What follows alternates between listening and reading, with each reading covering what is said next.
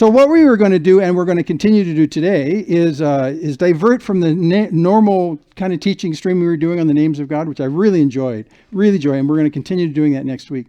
But I wanted to do some deliberate training. So we're going to do some training today. What? Yes, which means that to those whom much is given, much is demanded. So we're going to do some training, but this is easy kind of stuff. Years ago, we got this curriculum by Greg Koukl. Koukl, great last name, Koukl. Koukl. Greg Koukl wrote a book called Tactics, and I think it's about 10 years old now. And in Tactics, he helps us figure out how to talk to unbelievers about Jesus. So what we're going to do is we're going to take the next 3 Church in the Parks, today being number 1, and we're going to look at the first 3 sections of his 6 sections in this book about how do you speak to somebody. And you're going to be so equipped to do this. You're going to be trying this everywhere you go. So let me just paint a picture for where we're going, because it's super, super simple, but we tend to forget it all the time. So what we're going to talk about is not so much the content of your conversation, but we're going to talk about how to make a bridge between you and other people when you talk to them. Because, when you get in these situations with someone who is not of your belief system, you sort of freak out a little, right? I mean, you're not sure what to say next. And we need to separate the fact that there's a content issue in what we say to people. But that's not what we're going to talk about, the content issue. We're going to talk about the how of how you talk to people. You can talk to anyone about any topic using the stuff that Greg's going to do. So I'm pretty much going to do a carbon copy of Greg's first section in his book and in the video series he does. I'm just going to repeat it. So thanks again to Greg Koukl, because this is not my material. This is his. But I found this to be probably the most equipping thing I've ever come across in my life in terms of starting to share the gospel. Not the what in sharing the gospel, but the how into sharing the gospel. I'm content that you know most of the what, I hope. But it's the how that gets to be a problem. So this is where you actually separate strategic from tactical. Now, if you're a military person, you understand that strategic is the biggest picture possible. You look at what what your goal is to accomplish, and then you assemble all the pieces together and you aim toward that one thing. You have a very clear goal. Tactics are one step down from that. It's how you implement the different parts of your resources to get there. It's the day-to-day, rubber meets the road. What do I do next in order to satisfy the big strategy? Okay. Well, in our context here, the strategy is the content about the gospel. And I'm pretty sure you know the content of the gospel. But the tactics about how to start communicating them, that bridge, that's what we want to deal with. And it's usually that tactic because it's not automatic on your part. You get tongue-tied and you just don't know where to go. We're going to fix that today. Today, you will have that fixed. That will be fixed, okay? So what it allows you to do when you think about tactical stuff, most importantly, it's how to get you in the driver's seat in the conversation. Have you ever been in a conversation where someone is so bold about something that's just wrong? You don't even know where to go. It's like, and then you feel very defensive about trying to combat that. And at that point in time, they are so bold, they are in the driver's seat. Well, this is a way to put you in the driver's seat without being nasty, okay? Putting you in the driver's seat. It also allows you to maneuver in such a way that it gets you in a position to engage that's fitting for the person. It's unique for the person. I mean, everyone you talk to is coming from a different place experientially and in their beliefs. So what you need to do is you need to understand where that place is. And in doing this technique, it allows you to kind of maneuver to match where they're at. So that's a very big deal. Rather than just coming at them and hitting them with a gospel brick, right? Well, where are their needs? So this tactical approach allows you to do that and to adapt to the person. So we're not talking strategy, which is big picture, content of the gospel. We're not talking that. We can talk about that if you don't know what the gospel is all about. But what we're going to talk about is how do you approach people? How do you adapt to them?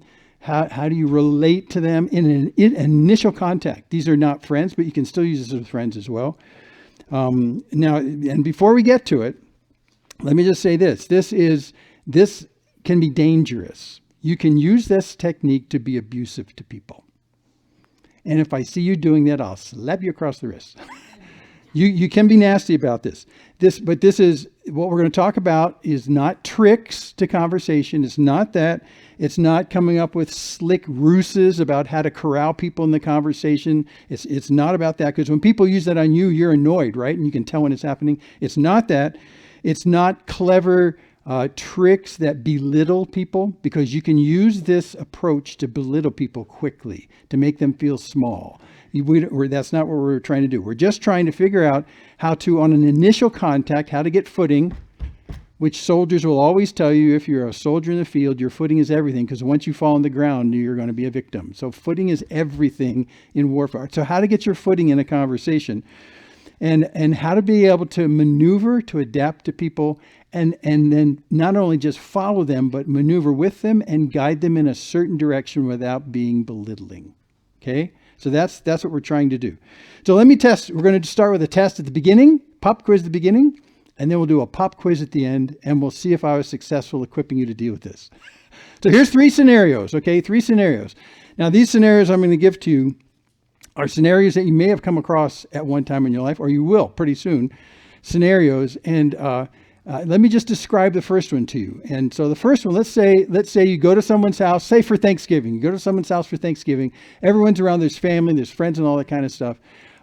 Ages of kids are all over the place, all the way from toddlers all the way up to teenagers and stuff like that. And you're there, and then this conversation sort of ensues over the Thanksgiving table. Now, you know, when Thanksgiving comes, everyone knows you don't talk about certain topics at Thanksgiving, right? Because you know there's going to be a diversity of thought. So you're sitting there being very careful, being with, you're not triggering anything. And all of a sudden, their 18-year-old son of the host family, the 18-year-old son pops out and just out of the blue says, there is no God. It's not rational to believe in God. There is no proof.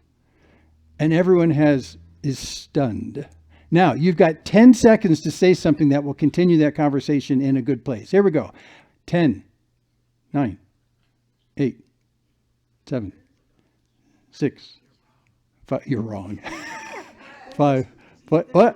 That's a great point to 4, make. Let's 3, discuss it 2. Okay, this is getting in the direction. But Everyone's entitled to their own wrong opinion. okay, now think about this. The goal of that first comment you make, you're entering into this discussion. The first comment you make, yeah, is you want to make it so that the conversation can continue, right? That's the goal. Why do you feel that way? Exactly. So you're not going to be able to really debate the topic in the one response. But what you want to do is put the door open in a way that they're going to want to participate with you. Okay. So I heard some great stuff. I'm glad we didn't hear the stupid stuff, which is like, you're an idiot, or go sit at the children's table or something like that. So, okay, that's one thing. But you literally have a 10-second window. Now, in a 10-second window, you have to have a game plan already in your head. And that's what we're going to work on for the next 3 times. You have to have a game plan already in your head, so that when you're just totally, what was that? You'll go not into automatic mode, but you'll know what to do something to be able to engage. And I heard good pieces of that. We're going to develop that in a second. Let's go to another scenario. I've got 3 scenarios. Okay, you're at a Bible study, and a newcomer shows up in the Bible study. All right.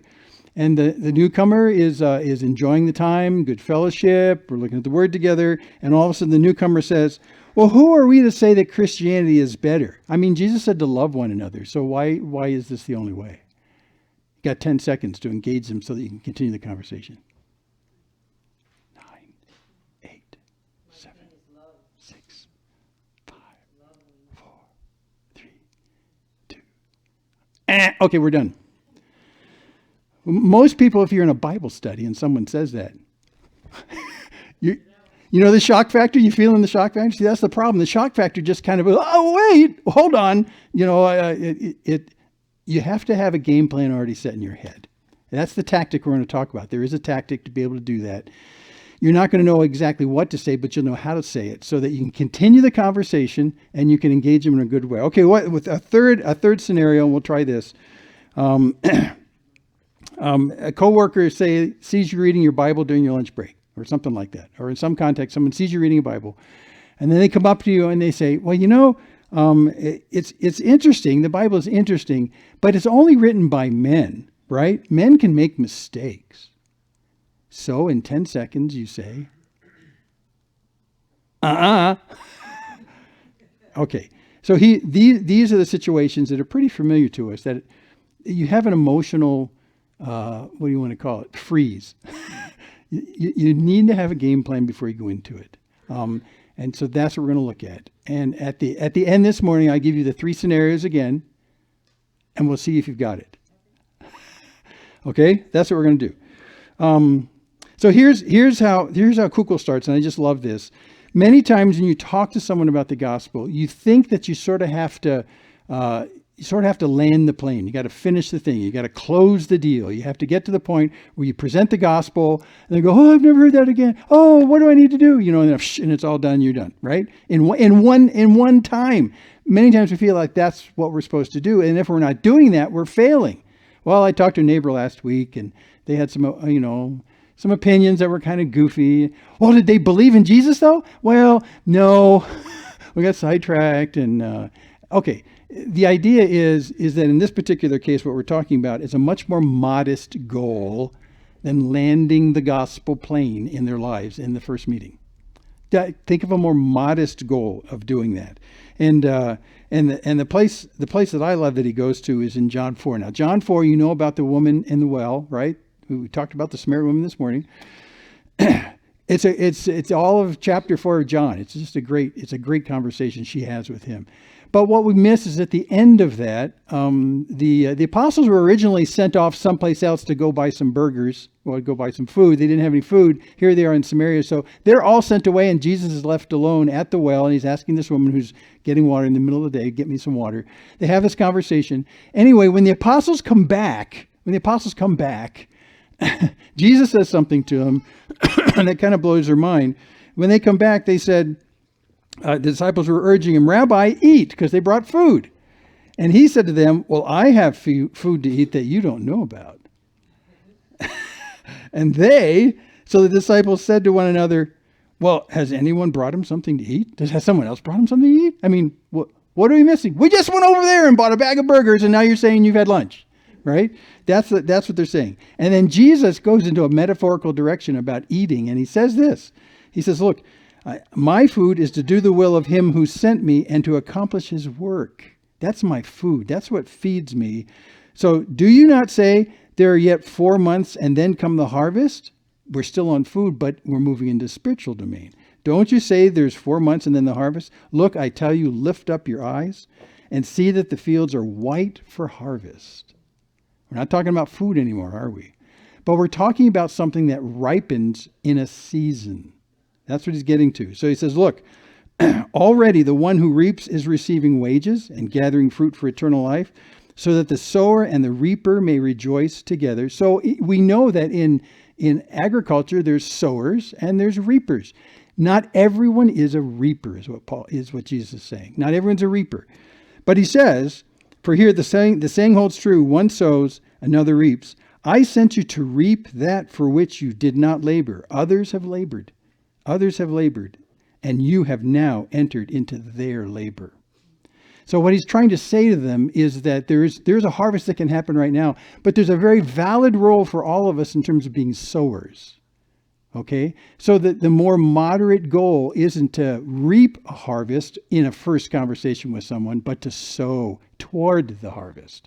Now that's a much more modest goal. So if you take that in mind and you meet someone who doesn't know the gospel and they're saying outrageous things from your perspective, what you don't try and actually twist their arm to change their perspective on that. What you want to do is move them in a modest step toward the gospel, and you will be a sower. You may be part of dozens of people who end up sowing a little bit more and sowing a little bit more until finally someone reaps. So that's the modest goal. So whenever you see someone who you know is not thinking like you biblically, say, how can I move them one step that direction? That's the modest goal, not the huge goal. Now, some people, to be fair, some people may be ready to be harvested in that sense. That's a really inhumane way of looking at it. But they may be ready. You may not have to hardly say anything to them, and they'll say, I want to know how to become a believer in Jesus. I want to know how to do this. I mean, that's happened to me, but rarely. But when it happens, it's really cool because it's really cool because the person almost can't pull out of you fast enough the information to come into the God. I mean, it's great. But most people are resistant. 95% of people are going to be resistant. So this is how you do one step toward that. So the idea is to have a more modest goal, to think of yourself as a sower and not a reaper. And Kugel puts it this way. He says, when I put myself in that mindset, what I want to try and do is, instead of landing the gospel plane in their life, what I want to think about is just putting a pebble in their shoe. Something that they'll walk away with and go, well, no, wait a second. Right? Something that'll just kind of, interesting. And they'll actually keep chewing on that as they go away. And in chewing on that, they may start moving more toward the gospel. But something to chew on, just a pebble in their shoe that they'll constantly going, yeah, okay, that's interesting, you know. And while you're actually having the conversation, they'll be very resistant. I mean, they'll be stiff-arming you. They'll be putting up whatever they can do for verbal resistance. You know, it feels like a sword fight.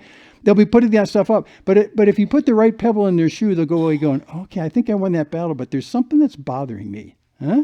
There's something that's bothering me. So the idea here is to have a modest goal, which is just putting a pebble in someone's shoe, something small, something innocuous, something that's very much true, and something that is unique to their need. And now you're probably thinking, oh, I'm not a mind reader. How do I do this? I'm glad you asked. There is a way to do this. And it's called the Columbo tactic.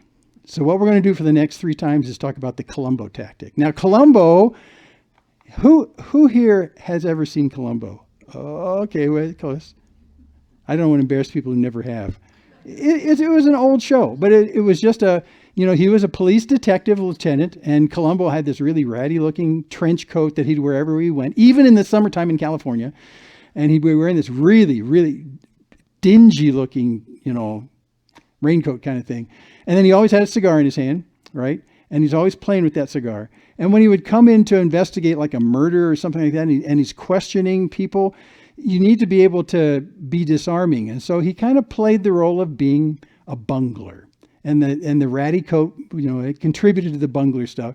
His cigar was never lit. My dad always carried a cigar around that was never lit. It was a nasty looking thing. And, you think, oh, wow, is there a problem? And but what Columbo would do is he would come into a room. He'd ask some very innocent questions. He'd play kind of the bumbler, but he was actually a lot smarter than he looked when he did that. But one of the things that he did really, really well is he asked questions. And that's what we're going to drill on. He asked questions. And he would often he'd often do this. I don't have a pen up here, but he'd often do this. He'd have his cigar right here, and he'd have his cigar in the air, and he'd put his hand behind him, and he'd go like this. Well, now there's something I don't understand. He'd scratch and he'd have the cigar hanging in the air, and he'd almost always have his eyes closed when he asked, well, you said, and they're always really simple questions. Just very simple questions. And he'd ask a few of those. They weren't threatening questions. I'm just trying to get this straight, he would say. I'm slow. He would say that. I'm not, let me get this straight. And then what would he would do? He'd say, thanks, that's great. And he'd turn around, he'd walk toward the door. And then what would he do when he got to the door? Okay, one more thing, right? And these are innocent questions. They are adapted to what someone just said, and they were very disarming. Well, the Columbo approach has actually 3 parts to it. This Columbo approach of asking questions. It's 100% about asking questions. There's 3 parts to it, and we're going to do 1 part today and 2 parts for the next 2 times we get to it. We're just fleshing out the 3 parts of the Columbo approach to asking questions. That's all we're doing. So if you can, before the next time we get together, watch some Columbos. Yeah, I don't know. They're really great. So Peter Falk was the actor that did that. Great stuff. So asking questions like that is how we do that, and they have to be carefully selected. They have to be non-threatening. They have to be matter-of-factly, and they have to be adapted to the person you're talking to. Okay. So I thought I'd give you a couple examples I do when I talk to Mormon missionaries, because this is the approach I've taken for years. A very famous guy, Hugh Hewitt, once said, and I've read a lot of Hugh Hewitt, he says, in just the general dialogue in humanity with other people that you meet, you have failed in the discussion if you haven't asked at least 6 questions.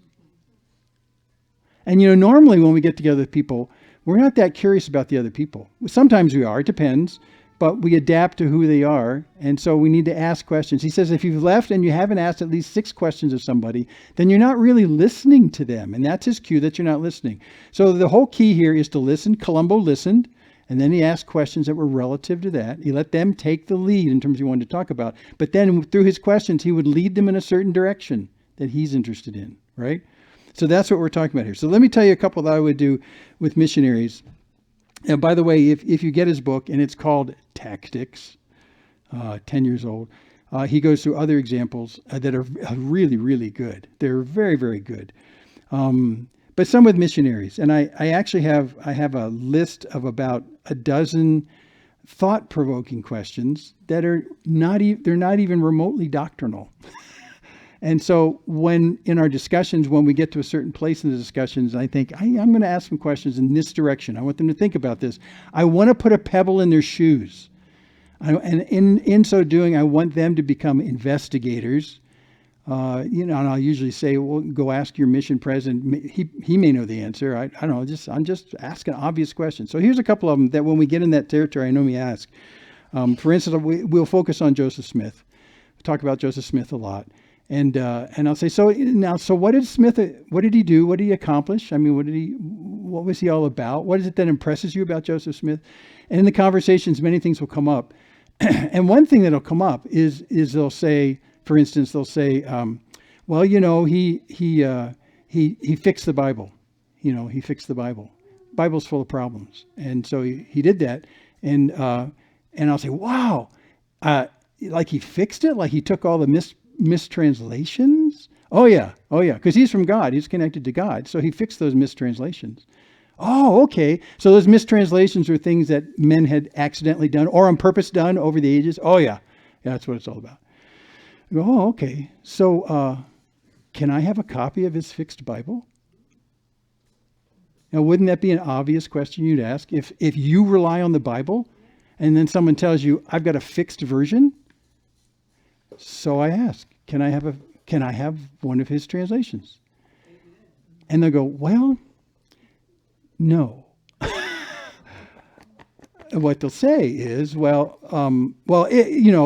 can give you a Book of Mormon, and there's footnotes in the bottom that tell you places where he changed sections of this text. So you can look in the footnotes, and it'll tell you all the really important stuff. And I'll say, well, yeah, but wait. So are you saying? I'm trying to put this together. I'm trying to put this together now. So you're saying he fixed the Bible, but your church doesn't publish the fixed Bible? Why is that? This is the pebble. And they go, wow, that's a good question. So I say, well, I wouldn't have to answer it now. I'm just an investigator. I'm trying to figure this out. And on the surface, I don't get that, because that'd be the first thing I'd ask for as a Christian. I want a fixed Bible. I really do. If mine is full of errors, I want to know about it. I want the fixed one. And so I say, I'll tell you what, let's get together another time. See, this is how you continue the conversation. Let's get together another time.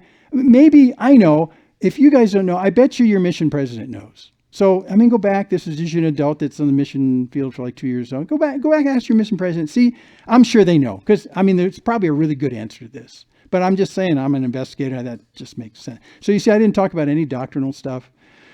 There is an assertion about Joseph Smith in terms of being a prophet and fixing things, but the obvious surface question puts a pebble in their shoes. And in the process of them, a couple have done this, when they go back and they ask the mission presidents, they come back, what it's done is it's turned them into investigators themselves. I'll go look into this for you. I want to do you a service because I'm your teacher here today. I'll go find answers and come back and I'll teach that to you. And it maintains this relationship of them being the experts in their religion and being your teacher, and you're an investigator and you're just asking simple questions. But what it does in the process is it turns them into investigators as they're thinking through things. And this pebble will be in their shoes for years. There's a follow-on question in that I do, and I don't want to get into all of these, but I just want to show you how the questions guide them in a certain direction. They will come back the next time. Actually, they come the first time. The next time. And they'll ask me, we gave you a free Book of Mormon when we were here last time. Did you read it? I said, well, in a week I didn't have time to read the whole thing, but I got into I do this on purpose. I read First Nephi, and I go, Nephi. You mean Nephi? Oh, okay. First Nephi is the first book in the Book of Mormon. So I said, I started into First Nephi. What did you think of it? How did it make you feel? Well, it was really interesting. I'm reading through it. Did you have any questions? Well, yeah, I did actually. Well, what's your questions? Well, here's my question. I got up to chapter 13 in First Nephi. I got up to chapter 13, and they talked about the fact that some abominable church had ripped out these plain and precious truths out of the Bible, and those things are no longer in the Bible anymore. And this horrible church did that, and they took them out of the Bible and said, yeah, okay, it says that in First Nephi 13. Well, okay, so I want to know what the bad people took out of my Bible. What did they take out of the Bible? And they go, well, we can talk about that. I said, yeah, it's just called plain and precious truths, plain and precious things. So I want to know what got taken out of my Bible. So what was it? Go, well, to this day, I've never gotten a response to that. So then I'll say, you keep going with questions. Well then, okay. Oh wait, I know. Last time you were here, we were talking about Joseph Smith fixing the Bible. So the plain and precious things in 1 Nephi 13 that got taken out by some horrible church who messed up the text, he put them all back in, right? Right? He put them all back in? Well, if he fixed the Bible and some horrible organization took the plain and precious things out, I'm sure you need to go back and ask your mission president to see, because I bet you if I looked at all the footnotes in the King James Version that you have, that's got all the references to Joseph Smith's additions and changes, I'm sure if I just read those bottom notes, that would sum up to all the plain and precious things, because he put them back in. He fixed them. And go, well, and so they go back and they ask and they say, well, this is not quite that simple. But see, we're not debating the strategy of the content. What I'm trying to do is put a pebble in their shoes to ask questions themselves, and as a result, ask their mission presidents themselves, and to put them kind of in a mild critical thinking mode. And what we're talking about here with what Kukul put together is that by putting a pebble in someone's shoes, you're putting them into a mild critical thinking mode. Say, that's interesting. I'll think about that. No pressure. You don't land the plane in the moment. You just ask. You just do a slight pebble that will march them in the right direction. That's what these guided, humble questions are all about. Carefully selected, and how you actually do that. So when you do this well, they can not only these questions can serve as conversation starters, and I've done this as well. You notice something, conversation starters. I could give you examples of that, but they're also very interactive. It also, what it does when you rely on questions is it prevents you from preaching. And that's really important at this stage. It prevents you from preaching, because if they say something outrageous and you come back with some kind of gigantic, Panzer tank size artillery, kill them with what you know thing, they're not going to listen to you. You need to engage and think about the pebble again, put the pebble in. So it actually, if you say to yourself, Jim, just ask another question. Jim, just ask another question. And if you're stuck, just ask another question. Also, what it does is it allows you to gain some headway toward your goal without really stating your case. See, even when I had my discussions with the missionaries, I didn't tell them, sorry, Joseph Smith is a false prophet. Right? Now, I believe that's true, and I can give a lot of reasons why that's true. But that's not the point, because that's going to turn off the conversation, and that will guarantee stop the conversation, and that's not what you want. You want to engage and move the conversation in a direction. So asking questions stops you from preaching and stops you from killing the conversation inadvertently. That's exactly what happens. So that's a good thing. Also, and this is super important, it buys you time. If someone says something outrageous, I need to say something really witty and quick right now. Ding, time's up, 10 seconds is gone, you lost the opportunity, right?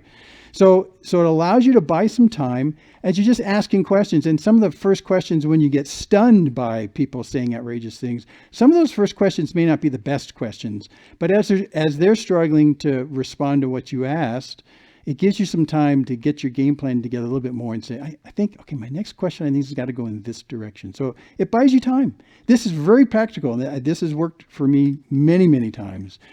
Don't ask a stupid question just to stall them, but by asking a moderately good question, but you're not sure you're on exactly the right track, it gives you a little bit of time to collect your thinking and ask the next question, because you're going to have to be in control by asking the questions. And then most importantly in the entire thing, in the conversation, it keeps you in the driver's seat. If you're asking questions, they're replying to the questions. And so they're doing that all along. Okay, so I said we're going to do 3 steps in the Columbo system. 3 steps in the Columbo system. This week, next time in the park, and then in the end of August, we'll do these.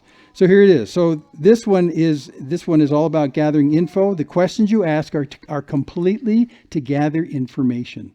And the easiest generic way to gather information on the first exchange in the first 10 seconds is to say, what do you mean by that?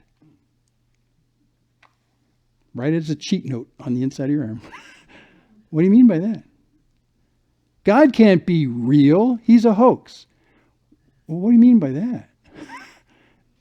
Well, what I mean is, boom, you didn't really refute it. You asked them to support what they're saying. What do you mean by that? And there's different variations of what do you mean by that? Or you can specifically aim at a particular word that's used that they say, or by the whole phrase. Or if you're just totally stunned, which, like, if you're like me, that's what happens. I'm stunned when something like that. I'll just say, well, what do you mean by that? Right? This is very Columbo too, because when you'd come in and people would say stuff, you'd go, what? What do you mean by that? What do you, and it sounds like he's just clarifying. And what he's doing, like a good detective, is he's gathering information, but he's gathering information in a very open-ended kind of way. So you need to gather information. Step 1 of the Columbo system of questions is to gather information. So say, what do you mean by that? And then the response tells you where to maneuver to ask the next question. And after that, it gives you a little bit more meat to figure out how to ask the next question. And have them clarify their position. Don't just be freaked out when they smack you with a bat of some kind of outrageous statement. Say, well, no, gather information. Find out where they're coming from. Another really great approach is if, for instance, if you're talking to someone who is in a belief system, let's say a Hindu. And, my understanding of Hindu is like a 1/4 inch deep. It's very shallow. So what you can always do if you find out they're in a belief system and you're thinking in your head, I don't know how to ask another question about this. I mean, this is just like so totally foreign to me. I don't know. Well, then what you do is you say in the, what do you mean by this? You say, I'm not very familiar with Hinduism. Can you tell me more about it? and let them be an expert and let them start teaching you. And then as they teach you things that you sincerely are ignorant about, follow up on some of those with more questions to clarify. Gather information. I've done this so many times, and it's my attitude. It's my attitude with Mormon missionaries as well as anybody else. Well, you're clearly the expert on this. So even when I bring up this thing about the Joseph Smith translation, well, you guys are the expert on this. You've probably answered this a long time ago, but I'm new to this. So you be the experts and tell me what I'm missing here. See, leave them to be the experts on what they know if you don't know much about it. And that's just fine. Admit ignorance. And I guarantee you, as they're teaching you about something you don't know anything about, the Holy Spirit will give you questions to ask to follow up. It saves you time. It gives you a little bit of space to think. And if parts of what they say don't make sense, you go, what's the phrase? What do you mean by that? When they start using words you don't understand, what do you mean by that? I don't get what. It's not playing dumb. It's actually just asking them, you're gathering information. You want to expand what you're understanding so you don't misunderstand what they're saying. So what do you mean by that? I don't get it.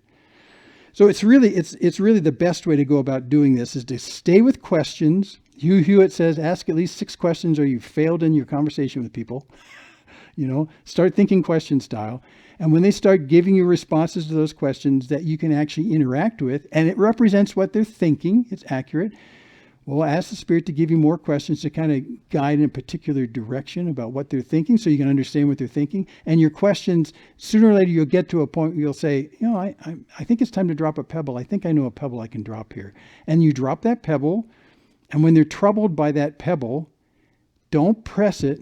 Don't point your finger in their face and say, aha! What about that? Huh? What do you think? Huh? You don't do that. This is a wrong posture when you talk to people. You just drop them and go, well, I just thinking, maybe we can get together sometime we can talk about it. But just thinking.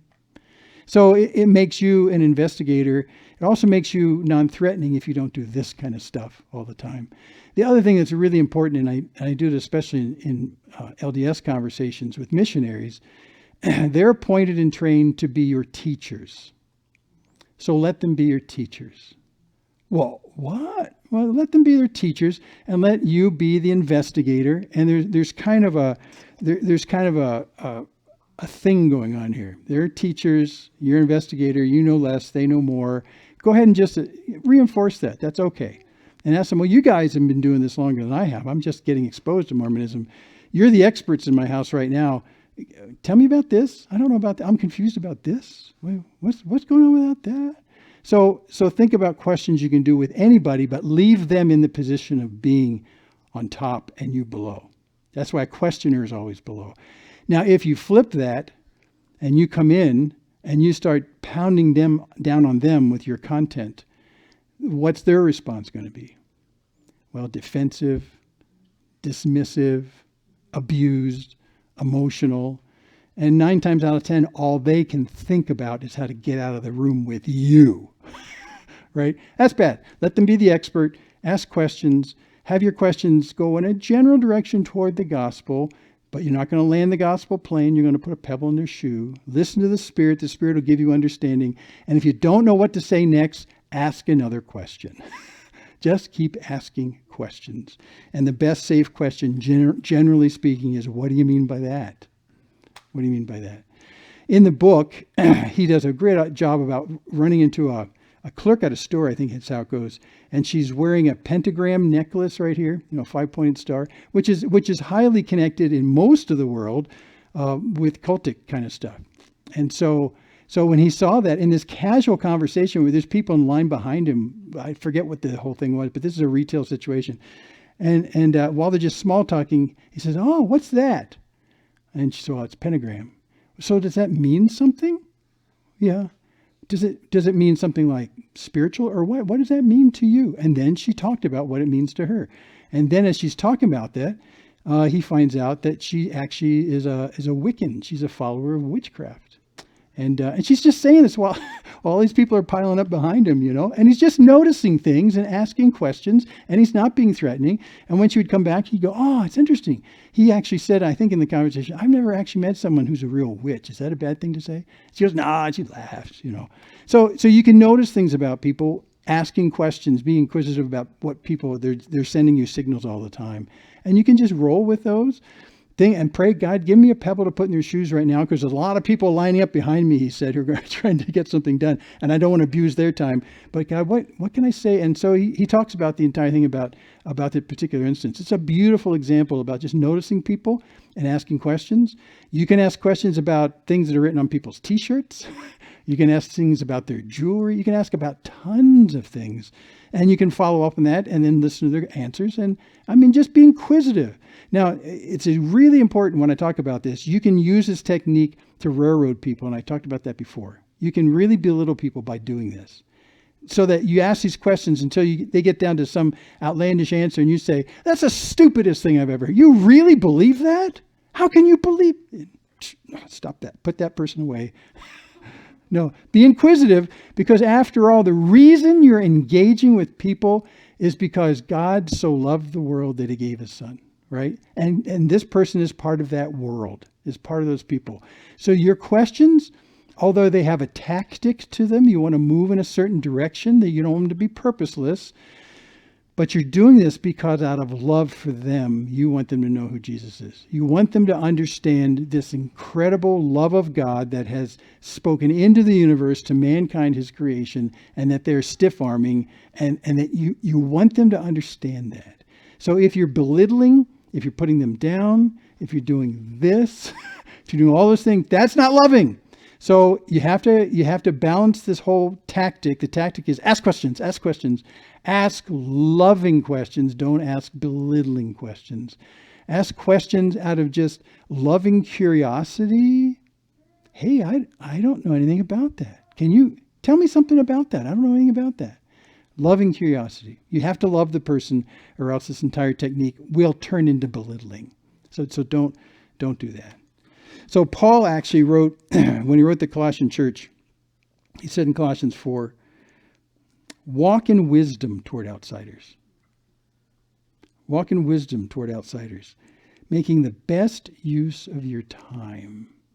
So, in a sense, pick your battles, but be gentle, be humble, be loving, but make the best use of this time. Don't let this opportunity go to waste. This is an opportunity for them to talk to someone from your background.